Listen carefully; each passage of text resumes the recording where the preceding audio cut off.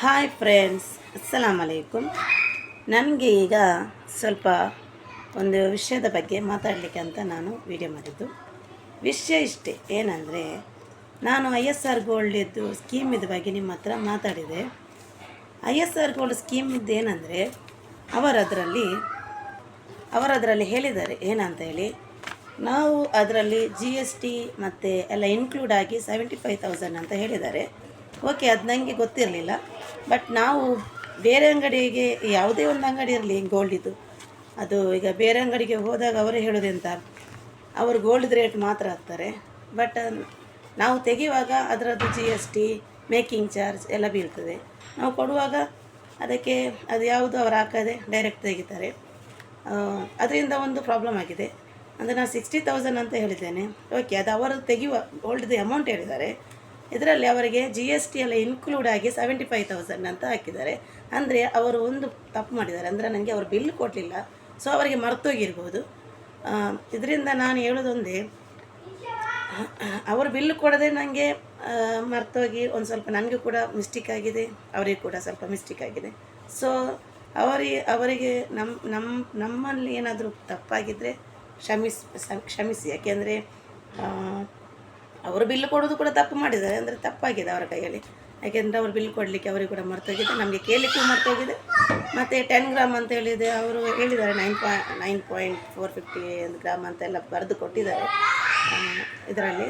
ಆದರೆ ನಮಗೆ ಅವ್ರು ಹೇಳಿದಾಗ 10 ಗ್ರಾಮ್ ಇರ್ಬೋದು ಅಂತ ಹೇಳಿದ್ದಾರಂತೆ. ನನಗೆ ಗೊತ್ತಿಲ್ಲ, 10 ಗ್ರಾಮ್ ಅಂತ ನನಗೆ ಕೇಳಿದೆ. ಟೋಟಲಾಗಿ ಅವರು ಬಿಲ್ಲು ಕೊಟ್ಟಿದ್ದಾರೆ. ಇದರದ್ದು ವಿಷಯ ಇಲ್ಲಿಗೆ ಮುಗಿಯಿತು. ಯಾಕೆಂದರೆ 75,000 ಅಂದರೆ ಒಂದು 9 ಗ್ರಾಮ್ಗೆ GST, ಮೇಕಿಂಗ್ ಚಾರ್ಜ್ ಅದು ಇದೆಲ್ಲ ಬೀಳ್ತದೆ. ಅದೆಲ್ಲ ಸೇರಿ 75,000 ಅಂತ ಹೇಳಿದ್ದಾರೆ. ಓಕೆ, ಈಗ ಅವರ ಸ್ಕೀಮ್ದು ವಿಷಯಕ್ಕೆ ಬಂದರೆ ನೋಡಿ, ನೀವೀಗ ತುಂಬ ಸ್ಕೀಮ್ ಕಟ್ಟಿರ್ಬೋದು. ಯಾವುದು ನೋಡಿ, ಕೆಲವರು ನಿಮ್ಮದು ಈ ಸೋಫಾ ಸೆಟ್ ಕೊಡ್ತೀವಿ, ಕಬಡ್ ಕೊಡ್ತೀವಿ, ಮನೆ ಕೊಡ್ತೀವಿ ಅಂಥದ್ದಕ್ಕಿಂತ ನಾವು ಕಟ್ಟಿದ್ದು 20,000 ಆದರೂ ನಮಗೆ ಚಿನ್ನನೇ ಸಿಗ್ತದೆ. ಚಿನ್ನ ಏನಾದರೂ ಬಿಸಾಡ್ತೀವ, ವೇಸ್ಟ್ ಆಗ್ತದ? ಇಲ್ಲ. ಈಗ ನಾವು ಐಟಮ್ ತೆಗಿತೀವಿ, ಏನು ಮಾಡ್ತೀವಿ, ಮನೆಯಲ್ಲಿ ತಂದು ಎಕ್ಸಾಂಪಲ್ಗೆ ನಾನೇ ಒಂದು ಹೇಳ್ತೀನಿ. ಏನಂದರೆ ಗೊತ್ತಾ, ಯಾವುದು ಸ್ಕೀಮ್ ಅಂತ ನಾನು ಹೇಳೋದಿಲ್ಲ. ಯಾಕೆಂದರೆ ಯಾರಿಂದಲೂ ನಮಗೆ ಪ್ರಾಬ್ಲಮ್ ಆಗೋದು ಬೇಡ, ಮತ್ತು ಅವರಿಗೂ ಪ್ರಾಬ್ಲಮ್ ಆಗೋದು ಬೇಡ. ನಾವೇನೋ ಕಷ್ಟಪಟ್ಟು ಕಟ್ಟಿದ್ದಕ್ಕೆ ಅವರು ನಮಗೆ ಒಂದು ಒಳ್ಳೆಯದು ಕೊಟ್ಟರೆ ನಾವು ಒಳ್ಳೇದು ಅಂತ ಹೇಳ್ಬೋದು, ಕೆಟ್ಟದ್ದು ಕೊಟ್ಟರೆ ನಾವು ಕೆಟ್ಟದೇ ಅಂತ ಹೇಳ್ಬೇಕಲ್ವ. ಅದು ಯಾರದು ಯಾವ ಕಂಪನಿ ಏನು ಅಂತ ನಾನು ಹೇಳೋದಿಲ್ಲ. ನನಗೆ ಸ್ಕೀಮಲ್ಲಿ ಕಟ್ಟಿದ್ದೆ, ಇದೆ ಐಟಮ್ ಪರ್ಚೇಸಿಂಗ್ ಮಾಡುವಂಥ ಸ್ಕೀಮ್. ಅಂದರೆ ಇದು ನಮ್ಮದು ಕಬಟ್, ಇದು ಎಲ್ಲ ಬರ್ತದಲ್ಲ, ಸೋಫಾ ಸೆಟ್, ಮಂಚ, ಅದೆಲ್ಲ ಅಂಥದ್ದು. ಅದರಲ್ಲಿ ನಾನು 15 ಕಂತು ಕಟ್ಟಲಿಕ್ಕಿತ್ತು. 15 ಕಂತಲ್ಲಿ ಅದು ಒಳ್ಳೆ ಹೆಸರು ಮಾಡಿದಂಥ ಸ್ಕೀಮ್, ಒಳ್ಳೆ ಹೆಸರು ಬಂದಿದೆ, ಹೆಸರಾಂತ ಇದು ಸ್ಕೀಮ್ ಅದು. ಬಟ್ ಆ ಸ್ಕೀಮಿನವ್ರು ಏನು ಮಾಡಿದ್ದಾರೆ ಅಂದರೆ, ನನ್ನದೊಂದು ಹಸ್ಬೆಂಡಿದು ಫ್ರೆಂಡ್ ಒಬ್ಬರು ಹೇಳಿದ್ದಕ್ಕೆ ನಾನು ಅದಕ್ಕೆ ಜಾಯಿನ್ ಆಗಿದ್ದೆ. ನನ್ನ ಹಸ್ಬೆಂಡ್ ಹತ್ರ ಕೇಳಿದದಕ್ಕೆ ಇರಲಿ ಏನಾದರೂ ಆಗ್ತದಂತ ಹೇಳಿ ನಾವು ಕೂಡ ಕಟ್ಟಿದ್ವಿ. 15,000 ನನಗೆ ಕಟ್ಟಲಿಕ್ಕೆ ಸಿಗಲಿಲ್ಲ. ಯಾಕೆಂದರೆ ನನಗಿಂತ ಮುಂಚೆ 4,000 5,000 ಯಾರೋ ಕಟ್ಟಿದ್ದಾರೆ, ಅದನ್ನು ಬಿಟ್ಟಿದ್ದಾರೆ. ಅದರಿಂದ ನನಗೆ ಅವರು ಒಂದು ಸ್ವಲ್ಪ, ನಾನು ಕೇಳಿದೆ ಅವ್ರ ಹತ್ರ, ಸ್ಕೀಮ್ ಇದ್ದರೆ ಹೇಳಿ ಅಂತ. ಅವರು ಇದ್ದರೆ ಹೇಳ್ತೀವಿ ಅಂತ ಹೇಳಿದರು. ಆ ಬಿಟ್ಟ ಸ್ಕೀಮನ್ನು ನಾನು ಕಟ್ತಾ ಹೋದೆ. ನಾ ಕಟ್ಟಿದ್ದದರಲ್ಲಿ 7,000 ರುಪೀಸ್. ನನಗೆ ಲಾಸ್ಟ್ ಫೈನಲ್ಗೆ ಏನು ಸಿಗಲಿಲ್ಲ. ಬಟ್ ಫೈನಲ್ಗೆ ಏನಾದರೂ ತೆಗಿಬೋದು ಅಂತೇಳಿ ಎಂತ ಮಾಡಿದೆ, ಕಾಟನ್ನು ಬುಕ್ ಮಾಡಿದೆ. ಕಾಟ್ ಅಂದರೆ ನಾನು ನಿಮಗೆ ತೋರಿಸ್ತೀನಿ ನೋಡಿ, ಇದು ಕಾಟ್ ನಮ್ಮ ಮನೆಯದ್ದು. ಇದು ನಾನು ಕಾಟ್ ಬುಕ್ ಮಾಡಿದ್ದು. ಈ ಕಾಟಲ್ಲಿ ಏನಾಗಿದೆ ಅಂದರೆ ಮೈನ್ ಪ್ರಾಬ್ಲಮ್, ಅದರಲ್ಲಿ ಅವರು ಹುಕ್ಸ್ ಉಂಟಲ್ಲ, ಕೆಲವರು ಹುಕ್ಸ್ ಇದು ಜಾಯಿಂಟ್ ಮಾಡೋದು ನಾವೇ, ಅದನ್ನು ಅವರೇ ಬಂದು ಜಾಯಿಂಟ್ ಮಾಡಿ ಕೊಡ್ತಾರೆ. ಬಟ್ ಅದೆಂತಾಗಿದೆ, ಅವರು ಜಾಯಿಂಟ್ ಮಾಡದೆ ಹಾಗೆಯೇ ಬಿಟ್ಟು ಹೋಗಿ ನಮಗೆ ಜಾಯಿಂಟ್ ಮಾಡಲಿಕ್ಕೆ ಇಟ್ಟೋಗಿದ್ರು. ನಾವೇನು ಮಾಡಿದ್ವಿ, ಜಾಯಿಂಟ್ ಮಾಡಿಸಿದ್ವಿ. ಯಾರ ಹತ್ರ? ಆಚಾರ್ಯವ್ರ ಹತ್ರ. ಅವರೆಂತ ಮಾಡಿದರು, ಅವ್ರು ಹೇಳಿದ್ರು, ಇದೆಂಥ ಮಂಚ ಮಾರೆ, ಇದನ್ನು ಇದು 4 ದಿನ ಕೂಡ ಉಳಿಲಿಕ್ಕಿಲ್ಲ ಅಂತ ಹೇಳಿದರು. ಹಾಗೆ ಪುನಃ ಅದು 15 ದಿನ ಕೂಡ ಬರಲಿಲ್ಲ. ಅಂದರೆ ಅದರದ್ದೆಲ್ಲ ಆಚೆ ಈಚೆ ಆಗಿ ಏನೆಲ್ಲ ಆಗಿ ಅಂದರೆ ಒಂದೊಂದು ಪೀಸ್ ಕೆಳಗೆ ಬೀಳ್ತಾಯಿತ್ತು ಬಡಕ್ ಬುಡ್ಕ ಅಂತೇಳಿ. ಅದ್ರ ನಂತರ ನಾವೆಂತ ಮಾಡಿದ್ವಿ, ಪುನಃ ಬೇರೆ ಒಬ್ಬರು ಇದೇ ಮಂಚದ್ದಲ್ಲ, ಅದೇ ಇದೇ ಥರದ್ದೆಲ್ಲ ಮಾಡುವವರಂತ ಥರದ ಕರೆಸಿ 1,000 ಕೊಟ್ಟು ಪುನಃ ರಿಪೇರಿ ಮಾಡಿಸಿದ್ವಿ. ಆದರೆ ಅವರು 1,000 ತಗೊಳ್ಳಿಲ್ಲ, 500 ರೂಪಾಯಿ ತೊಗೊಂಡು ಅವ್ರು ಅದರ ಹುಕ್ಸ್ ಎಲ್ಲ ಸಿಗಲಿಕ್ಕಿಲ್ಲ. ಇಲ್ಲಿ ಎಲ್ಲೂ ಕೂಡ ಉಡುಪಿಯಲ್ಲಿ ಅದರ ಹುಕ್ಸ್ ಸಿಗಲಿಕ್ಕಿಲ್ಲ. ಅದು ಒಂಥರ ಈ ಟೈಪಲ್ಲಿ ಹುಕ್ಸ್ ಬರ್ತದೆ, ನಾನು ತೋರಿಸ್ತೀನಿ ನೋಡಿ. ಅದರ ಎಲ್ಲ ಸೈಡಿಗೂ ಈ ಥರ ಹುಕ್ ಬರ್ತದೆ. ಈ ಹುಕ್ಸ್ ಎಲ್ಲೂ ಕೂಡ ಸಿಗೋದಿಲ್ಲ ಹಾರ್ಡ್ವೇರ್ ಅಂಗಡಿಯಲ್ಲಿ. ಇಲ್ಲಿ ಉಡುಪಿಯಿಂದ ನಾನು ಉಚ್ಚಿರ ತನಕ ಕೇಳಿದ್ರು ಇದು ಎಲ್ಲೂ ಕೂಡ ಅವೈಲೇಬಲ್ ಇಲ್ಲ. ಹಾಗಾಗಿ ನಾನು ಎಂತ ಮಾಡಿದೆ, ಈ ಹುಕ್ಸಿಗೋಸ್ಕರ ಒಬ್ಬರು ನನಗೆ ಸಿಕ್ಕಿದ್ದು ಪರಿಚಯದವರು. ಅವ್ರ ಹತ್ರ ಹೇಳಿದೆ, ನನಗೆ ಅದರದ್ದು ಮಂಚದೊಂದು, ಅವರು ಮಂಚದ್ದೇ ಇದು ಕೆಲಸ ಮಾಡೋರು ಎಲ್ಲ ಫರ್ನಿಚರ್ ಇದು. ಅವ್ರದ್ದು ಇದು ಹುಕ್ಸ್ ಒಂದು ನನಗೆ ಸಿಗ್ತಾಯಿಲ್ಲ, ಲಾಕ್ ಅದೊಂದು ತಂದು ಕೊಡಿ. ಇದು ಲಾಕ್ ಅಂದರೆ ಇದು ಹೀಗೆ ಹಾಕ್ಲಿಕ್ಕೆ ಮಂಚದ ಒಳಗಡೆ ಅಲ್ಲಿ ಇದು ಎಷ್ಟು ದಿನ ಉಳಿಬೋದು, ಎಲ್ಲ ಬೆಂದು ಕೆಳಗೆ ಇದು ಬಿದ್ದರೆ ಮಂಚ ಕೂಡ ಬೀಳ್ತದೆ, ನಾವು ಕೂಡ ಕೆಳಗೆ ಬೀಳಬೇಕಷ್ಟೇ. ಅಂದರೆ ನನ್ನ ಮಕ್ಕಳು ಕೂಡ ಇರ್ತಾರಲ್ಲ, 3 ಮಕ್ಕಳು, ಒಂದು ತಾಯಿ ಮಲಗುವಾಗ ಅದೆಷ್ಟಾದರೂ ಬೆಡ್ ಎಷ್ಟು ಗಟ್ಟಿರ್ಬೋದು ನೋಡಿ. ಅದರಿಂದ ನಾವೆಂತ ಮಾಡಿದ್ವಿ, ಬೇಡ ಅಂತೇಳಿ ಬಿಟ್ವಿ. ಅಂದರೆ ಇದು ರಿಪೇರಿ ಮಾಡೋದು ಬೇಡ, ಬಿಟ್ಟು ಬಿಡುವ ಅಂತ. ಲಾಸ್ಟಿಗೆ ಬೇರೆ ಒಂದು ಆಚಾರ್ಯರನ್ನು ಕರೆಸಿ ಅದಕ್ಕೆ ಅವರು 4 ಇಂಚಿದ ಕ್ಲ್ಯಾಂಪ್ ಹಾಕಿ ಎಲ್ಲ ಕಡೆ ಕ್ಲ್ಯಾಂಪ್ ಹಾಕಿ ಗಟ್ಟಿ ಮಾಡಿ ಕೊಟ್ಟಿದ್ದಾರೆ. ಈಗ ಮಾಡಿ ನಾನು ಇದನ್ನು ಸಾಧಾರಣ ಒಂದು 10 ದಿನ ಆಯ್ತು ಅಷ್ಟೇ. ಅದರಲ್ಲಿ ನನಗೆ ಖರ್ಚು ಬಂದದ್ದು ಆಚಾರಿ ಮಜೂರಿ, ಅದು ಕ್ಲ್ಯಾಂಪು ಸ್ಕ್ರೂ ಎಲ್ಲ ಸೇರಿ ನನಗೆ ಪುನಃ 4,000 ರೂಪಾಯಿ ಖರ್ಚು ಬಂತು. ಓಕೆ ಇರಲಿ, ಯಾಕೆಂದರೆ ಒಂದು ಮನೆಗೆ ಒಂದು ಐಟಮ್ ತಂದದ್ದನ್ನು ನಾವು ಅದನ್ನು ಬಿಸಾಡಲಿಕ್ಕೂ ಅಲ್ಲ, ಅದನ್ನು ರಿಪೇರಿ ಮಾಡಲೇಬೇಕು. ಮತ್ತು ಅದನ್ನು ಬಿಸಾಡಲಿಕ್ಕೆ ಆಗ್ತದಾ? ಇಲ್ಲ ಅಂತೇಳಿ ನಾನು ರಿಪೇರಿ ಮಾಡಿಬಿಟ್ಟೆ. ಅದಕ್ಕೆ ನಾನು ಹೇಳೋದಿಷ್ಟೇ, ಎಲ್ಲ ಸ್ಕೀಮು ಡಬ್ಬ ಸ್ಕೀಮ್ ಅಂತ ಹೇಳಲಿಕ್ಕಾಗೋದಿಲ್ಲ, ಒಬ್ಬೊಬ್ರದ್ದು ಒಂದೊಂದು ಒಳ್ಳೆಯ ಸ್ಕೀಮ್ ಇರ್ತದೆ.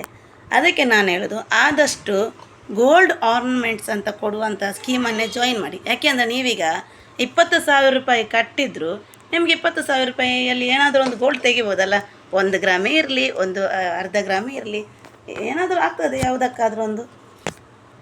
ಈಗ ನಮ್ಮಂಥವ್ರು ಏನು ಮಾಡ್ತಾರೆ ಅಂದರೆ ಮಿಡಲ್ ಕ್ಲಾಸ್ನವರು, ನಾನು ಈಗ ಅದ್ರ ನಂತರ ನಾನು ಅದನ್ನೆಲ್ಲ ಬಿಟ್ಟೆ.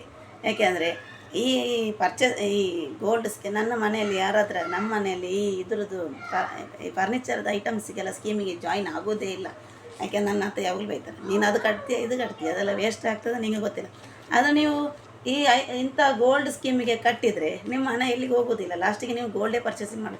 ಆದರೆ ಅಲ್ಲಿ ಕೂಡ ಲಾಸ್ಟಲ್ಲಿ ಹೇಳಿದ್ದಾರೆ, ನೀವು ಗೋಲ್ಡ್ ಪರ್ಚೇಸಿಂಗ್ ಮಾಡೋದಾದರೂ ಉಳಿದ ಈಗ ನೋಡಿ ಅವರದ್ದು ಇಲ್ಲಿ ಕಾಪಲ್ಲಿ 2 ಅಂಗಡಿ ಉಂಟು ನಾನು ನೋಡಿದ ಪ್ರಕಾರ. ಒಂದು ಹೈವೇಯಲ್ಲಿ ಉಂಟು, ಒಂದು ರಿಬ್ಬನ್ ಬಲೂನ್ ಹತ್ರ ಉಂಟು, ಒಂದು ನಮ್ಮ ತರಕಾರಿ ಎಲ್ಲ ತರಲಿಕ್ಕೆ ಹೋಗ್ತೀವಿ ಅಂದರೆ ಸಂತೆಗೆಲ್ಲ ಹೋಗ್ತೀವಿ, ಆ ಸೈಡಲ್ಲಿ ಒಂದುಂಟು. ಅದು ಹೊಸತ್ತೇನೋ ಗೊತ್ತಿಲ್ಲ ನನಗೆ, ನಾನು ಬಸ್ಸಲ್ಲಿ ಅದು ಗಾಡಿಯಲ್ಲಿ ಬರುವಾಗ ನೋಡಿದ್ದು. ಈಗ ನೋಡಿ ಇದರಲ್ಲಿ ಉಳಿದ ಸದಸ್ಯರಿಗೆ 20,000 ರೂಪಾಯಿದು ಲಾಸ್ಟ್ ಫೈನಲ್ಗೆ 20,000 ರೂಪಾಯಿದು ಕೊಡ್ತೀನಿ ಅಂತ ಹೇಳಿದ್ದಾರೆ. ಅದರಲ್ಲಿ ಕೂಡ ನಿಮಗೆ ಇನ್ಕ್ಲೂಡ್ ಆಗ್ತದೆ ಆಯಿತಾ, GST ಮತ್ತು ಇದು. ನಿಮಗೆ ಜಾಯಿನ್ ಆಗಬೇಕಂದ್ರೆ ಜಾಯಿನ್ ಆಗ್ಬೋದು ಕಾಣಬೇಕು. ಈಗ ಅದರದ್ದು ನಂಬರ್ ಕೂಡ ಉಂಟು ನಿಮಗೆ, ನಾನು ಅದರಲ್ಲಿ ಲಿಂಕಲ್ಲಿ ಕಳಿಸ್ತೀನಿ, ಬೇಕಾದರೆ ಜಾಯಿನ್ ಆಗ್ಬೋದು. 1000 ರೂಪೀಸ್ ಕಟ್ಟಲಿಕ್ಕೆ ನಾವೆಷ್ಟು ತಿಂದು ವೇಸ್ಟ್ ಮಾಡ್ತೀವಿ ದುಡ್ಡು, ಇದಕ್ಕೆಲ್ಲ ಕಟ್ಟಿದರೆ ಎಲ್ಲಿಗೂ ಹೋಗೋದಿಲ್ಲ. ಯಾಕೆಂದರೆ ಫೈನಲ್ ಆಗುವಾಗ ನಮಗೆ ಒಂದು ಉಂಗುರವ ಯಾವುದೋ ಒಂದು ಏನಾದರೂ ಒಂದು ತೆಗಿಬೋದು ಅಷ್ಟೇ. ಅಂದರೆ ಇದರಲ್ಲಿ ನಿಮಗೆ ಹಣ ರಿಟರ್ನ್ ಕೊಡೋದಿಲ್ಲ, ಅವರು ಇಲ್ಲಿದ್ದೇನು ತಗೊತುಂಡ ಗೋಲ್ಡೇ ಕೊಡ್ತೀವಿ ಅಂತೇಳಿ. ಇಲ್ಲಿ ನೋಡಿ ತಾರೀಕು 15/5/2024 ಮೊದಲ ಕಂತು ಸ್ಟಾರ್ಟ್ ಆಗಿದೆ. ಅದ ನಂತರ ಪ್ರತಿ ಸದಸ್ಯರು ತಿಂಗಳಿಗೆ 1,000 ರೂಪಾಯಿ 20 ಕಂತನ್ನು ಪಾವತಿಸಬೇಕು. ಮತ್ತು ಫಲಿತಾಂಶದ 1 ವಾರದ ಮುಂಚೆ ಮುಂಚೆಯೇ ನಿಮ್ಮ ನಂಬರನ್ನು ಡ್ರಾದಲ್ಲಿ ಸೇರಿಸಲಾಗ್ತದೆ. ಅಂದರೆ ನಿಮ್ಮ ಪೇಮೆಂಟ್ ಆದ ತಕ್ಷಣವೇ ಅವರು ಡ್ರಾಕ್ಕೆ ಸೇರಿಸ್ತಾರೆ.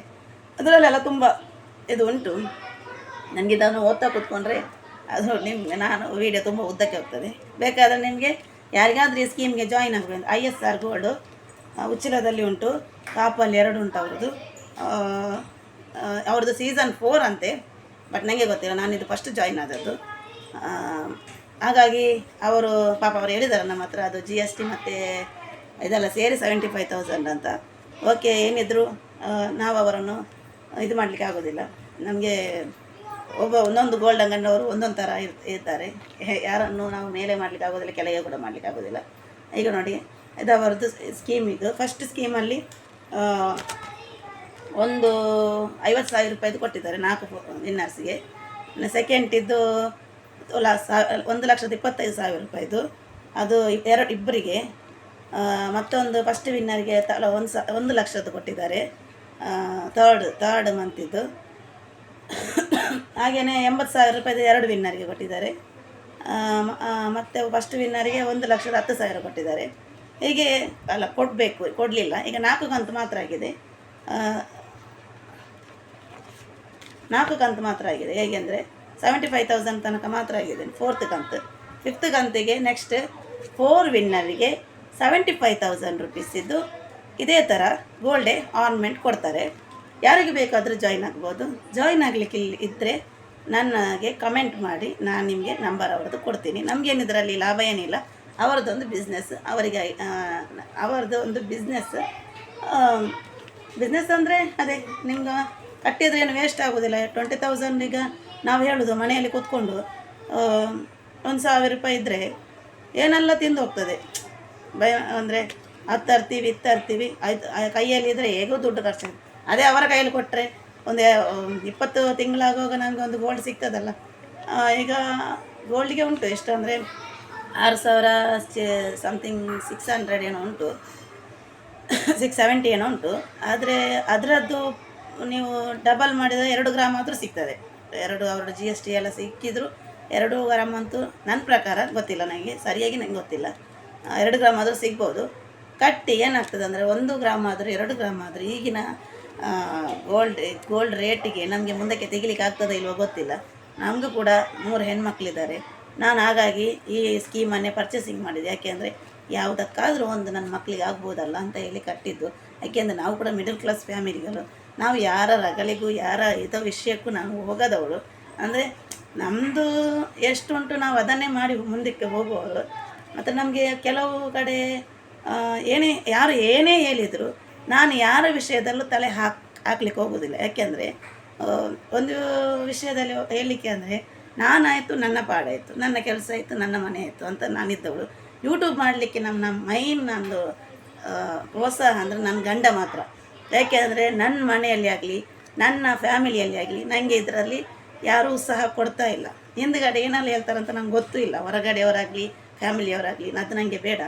ಆದರೆ ನನಗೆ ನನ್ನ ಗಂಡ ಇದಕ್ಕೆ ಫುಲ್ ಸಪೋರ್ಟ್ ಕೊಟ್ಟಿದ್ದಾರೆ. ಯಾಕೆಂದರೆ ನೀನು ಮಾಡು, ಮುಂದಕ್ಕೆ ಹೋಗು. ಯಾಕೆಂದರೆ ನನ್ನ ಗಂಡ ಇಷ್ಟರವರೆಗೆ ನನಗೆ ಯಾವುದರಲ್ಲೂ ನೀನು ಇದು ಮಾಡಬೇಡ, ಅದು ಮಾಡಬೇಡ. ಯಾಕೆಂದರೆ ನನಗೆ ನನ್ನ ತಂದೆ ತಾಯಿಗಿಂತ, ನನ್ನ ತಂದೆ ತಾಯಿ ಇದ್ದರೂ ನನ್ನನ್ನು ಇಷ್ಟು ಕೇರ್ ಮಾಡಿ ನೋಡ್ತಾ ಇದ್ದಾರೆ ಅಂತ ಗೊತ್ತಿರಲಿಲ್ಲ. ಆದರೆ ನನ್ನ ಗಂಡ ನನ್ನನ್ನು ಅಷ್ಟು ಚೆನ್ನಾಗಿ ನೋಡ್ತಾರೆ. ಯಾಕೆಂದರೆ ಅವರಿಗೆ ನಾನಂದರೆ ಅಷ್ಟು ಪ್ರೀತಿ ಉಂಟು, ಅಷ್ಟು ಕಾಳಜಿ ಉಂಟು. ಕೆಲವೊಮ್ಮೆ ಅವರ ಕಾಳಜಿ ನನಗೆ ಹಿಡಿಯದೇ ಹೋಗ್ಬೋದು. ನನ್ನ ಗಂಡ ಹೇಳಿದ್ದಾರೆ, ನೀನು ಯೂಟ್ಯೂಬ್ ಮಾಡು, ಏನೇ ಮಾಡು, ನಿನ್ನ ಇಷ್ಟಕ್ಕೆ ನಿನ್ನ ಖುಷಿಯಾಗಿ ನೀನಿರು. ಅಂದರೆ ಈಗ ನೋಡಿ, ಕೆಲವರು ಹೇಳ್ತಾರೆ ಅದು ಮಾಡಬಾರ್ದು, ಯೂಟ್ಯೂಬ್ ಮಾಡಬಾರ್ದು. ಕೆಲವರು ಹೇಳ್ತಾರೆ ನೀನಂತ ಯೂಟ್ಯೂಬಲ್ಲಿ ಎಲ್ಲ ಹಾಕ್ತೀಯ, ನಿನಗೇನು ಬೇರೆ ಕೆಲಸ ಇಲ್ಲ. ನನಗೆ ಕೆಲಸ ಇಲ್ಲ ಅಂತಲ್ಲ, ನನಗೇನಾದರೂ ಬಿಸ್ನೆಸ್ ಆಗ್ಬೋದಲ್ಲ ಮುಂದಕ್ಕೆ ಅಂತೇಳಿ ನಾನು ಮಾಡ್ತಾ ಇರೋದಷ್ಟೇ. ನನಗೆ ನಾನು ಯಾರದು ಕೂಡ ಈ ಕಿವಿಯಲ್ಲಿ ಬಿಡುವಲ್ಲದೆ ನಾನು ಮನಸ್ಸಲ್ಲಿ ಯಾರದು ಇಟ್ಕೊಳ್ಳೋದಿಲ್ಲ. ಯಾಕೆಂದ್ರೆ ನನಗೆ ನನ್ನದು ಫ್ರೀ ಮೈಂಡ್. ಹಾಗಾಗಿ ನಾನು ಯಾರದು ತಲೆಯಲ್ಲಿ ಇಟ್ಕೊಂಡು ಮೇಲೆ ಯುದ್ಧ ಮಾಡಿಕೊಂಡು ನಾನು ಕೂತ್ಕೊಳ್ಳೋದಿಲ್ಲ. ನಾನಾಯಿತು, ನನ್ನ ಕೆಲಸ ಆಯಿತು. ಅದು ಬಿಟ್ಟರೆ ನನಗೆ 3ನೇವ್ರ ವಿಷಯಕ್ಕೆ ನಾನು ಹೋಗುವುದಿಲ್ಲ, ಹೋಗ್ಲಿಕ್ಕೆ ನನಗೆ ಅದು ಮನಸ್ಸು ಇಲ್ಲ. ಮತ್ತು ನನ್ನ ಗಂಡನ ವಿಷಯಕ್ಕೆ ಬಂದರೆ ಪಾಪ ಅವರು ಕೂಡ ಹೊರಗೂರಲ್ಲಿ ದುಡಿತಾ ಇದ್ದಾರೆ. ಅವರು ಕೂಡ ಹೇಳ್ತಾರೆ ನೀನು ಏನು ಬೇಕಾದರೂ ಕಲಿ, ಏನು ಬೇಕಾದರೂ ಮಾಡು. ಆದರೆ ನನಗೆ ಎಲ್ಲರೂ ಯೂಟ್ಯೂಬ್ ಮಾಡ್ತಾರಂತ ನಾನು ಮಾಡಿದ್ದಲ್ಲ. ನನ್ನದೊಂದು ಕೆಲವು ವಿಷಯಗಳನ್ನ ನಿಮ್ಮ ಹತ್ರ ಶೇರ್ ಮಾಡುವಂತೇಳಿ ನಾನು ಮಾಡ್ತಾ ಇರೋದು. ನನ್ನ ಇದು ಯೂಟ್ಯೂಬ್ ಚಾನಲ್ ನಿಮಗೆ ಇಷ್ಟ ಆದರೆ ಲೈಕ್ ಮಾಡಿ, ಕಮೆಂಟ್ ಮಾಡಿ ಮತ್ತು ಶೇರ್ ಮಾಡಿ. ಮುಂದಿನ ವಿಡಿಯೋ ನಾನು ಮಾಡಲಿಕ್ಕೆ ನನಗೆ ಪ್ರೋತ್ಸಾಹಿಸಿ. ಮತ್ತು ಹೊರಗಿನ ಪ್ರಪಂಚ ಹೇಗಿದೆ ಅಂದರೆ ನಿಮಗೆ ಗೊತ್ತು. ನಾವು ಏನಾದರೂ ಒಂದು ನಮ್ಮ ಬಾಯಲ್ಲಿ ತಪ್ಪಿ ಏನಾದರೂ ವಿಷಯ ಬಂದರೆ ಅದು ಒಂದಕ್ಕೆ ಹೋಗಿ 10 ಆಗ್ತದೆ. ಏನಾದರೂ ಒಂದು ಬೈ ಮಿಸ್ಟೇಕ್, ಏನಾದರೂ ಒಂದು ನಮ್ಮ ಬಾಯಲ್ಲಿ ಏನಾದರೂ ಒಂದು ತಪ್ಪಿದರೆ ಅದರಲ್ಲಿ ಅದು 1 ಹೋಗಿ 10 ಆಗ್ತದೆ.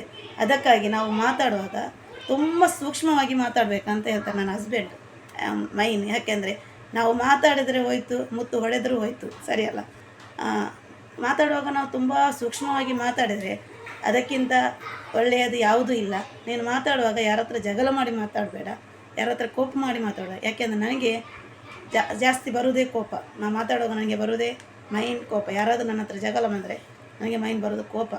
ಆ ಕೋಪದಿಂದ ನಾನು ಏನು ಮಾತಾಡ್ತೀನಿ ಅಂತ ನನಗೆ ಗೊತ್ತಿಲ್ಲ, ಬಟ್ ನನ್ನ ಮನಸ್ಸಲ್ಲಿ ಏನು ನಾನು ಇಡುವುದೂ ಇಲ್ಲ.